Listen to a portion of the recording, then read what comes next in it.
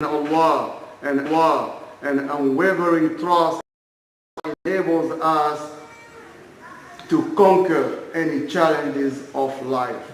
Reflecting upon the story of Ibrahim and his family teaches us valuable lessons on the power that faith and unwavering trust in Allah have in overcoming any challenge and any situation we face in life.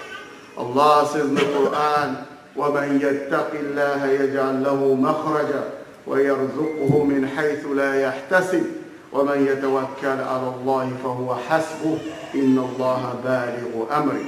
Which means, and whoever is mindful of Allah, Allah will make for him a way out of any type of difficulties, and He will provide for him in a manner that he never could imagine.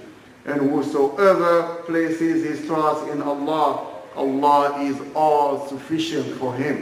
When you place your trust in Allah, you don't need anything else. Allah will be sufficient for you. Surely Allah brings His purpose. Allah brings His command. Allah brings His goal to pass. Whatever Allah wants will happen. So Allahu Akbar, Allahu Akbar, Allahu Akbar. La ilaha illallah, Allahu Akbar, Allahu Akbar, walillahi alhamd. Allah is the greatest, Allah is the greatest, Allah is truly the greatest. There is no God but Allah. Allah is the greatest, Allah is the greatest. All praise is due to Allah.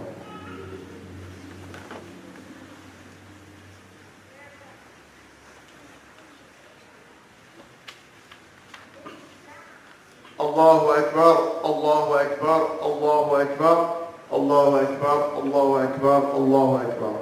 Alhamdulillah al-mubdi al-mu'id al-fa'ali lima yurid من علينا بإدراك العيد ووعدنا بالجنة والمزيد وأشهد أن لا إله إلا الله وحده لا شريك له وأشهد أن محمدا عبده ورسوله اللهم صل وسلم وبارك على محمد وعلى آله وصحبه أجمعين.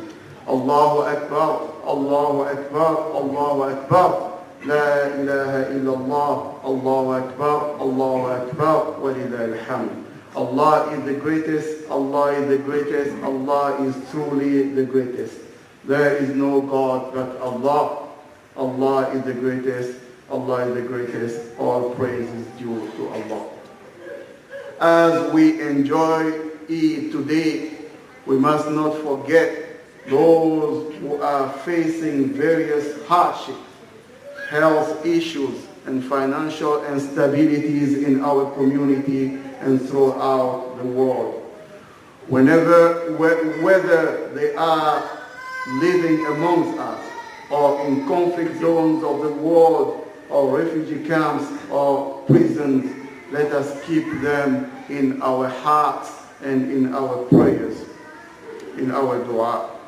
It is also important to be mindful that some members of our community are students. Some of them are converts who have no Muslim family members. And for them, the joy of Eid is limited to the boundary of this masjid. When they go out, they will not feel any Eid. It is an obligatory upon us to include them in our Eid celebration. So whenever you have the Eid gathering, and if it is possible to invite a student, a convert, or a group of them, that will be great, and do not forget them in this great day of socialization. Let us also make effort to include all those who do not have family members to celebrate this Eid. On these days of Eid, also let us purify our hearts and be forgiving. Let us forgive one another and not be suspicious of one another. In a hadith, the Prophet ﷺ said, إياكم والظن فإن الظن أكذب الحديث ولا تجسسوا ولا تباغضوا ولا تحاسدوا ولا تقاطعوا, which means beware of suspicion, for suspicion is the worst of false tales. Do not spy on one another. Do not hold grudges against one another. Do not envy one another. And do not break up ties with one another. Let us also maintain the ties of kinship, for it is a noble deed, one of the best deeds you can do on the day of Eid, and it will benefit you not only in this world but in the hereafter. The Prophet ﷺ said, not only in the hereafter it will benefit you, but it will benefit you on this world before the hereafter. The Prophet ﷺ said in the hadith, صلة القرابة مثرات في المال محبة في الأهل منسأة في الأجل, which means maintaining the ties of kinship increases wealth. You're struggling, make sure that you maintain the ties of kinship.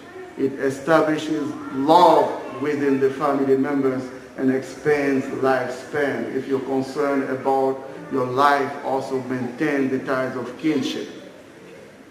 And finally, offering the sacrifice of udhiyah or qurbani is highly recommended for those who can afford it. The Prophet ﷺ said in the hadith, من كان له ساعة ولم يضحي فلا يقربن مصلانا. Whoever can afford it but does not offer a sacrifice, let him not come to our prayer place. So may Allah accept the Hajj of those who are performing Hajj right now, those who are at Mina. And may Allah accept the fasting of those who fasted yesterday, the day of Arafah, or they fasted the 9 days of Dhul Hijjah. And may Allah accept all the good deeds we managed to perform during these 10 days of Dhul Hijjah. And may He also reward all those who had the intention to perform good deeds, but they could not do it for health or any other reason. So may Allah give them the reward of their intention. Allahu Akbar, Allahu Akbar, Allahu Akbar. La ilaha illallah, Allahu Akbar, Allahu Akbar, wa lillahi alhamd. Allah is the greatest, Allah is the greatest, Allah is truly the greatest. There is no God but Allah. Allah is the greatest, Allah is the greatest, and all praise is due to Allah. Assalamu alaikum wa rahmatullahi ta'ala wa barakatuh, and Eid Mubarak to you all.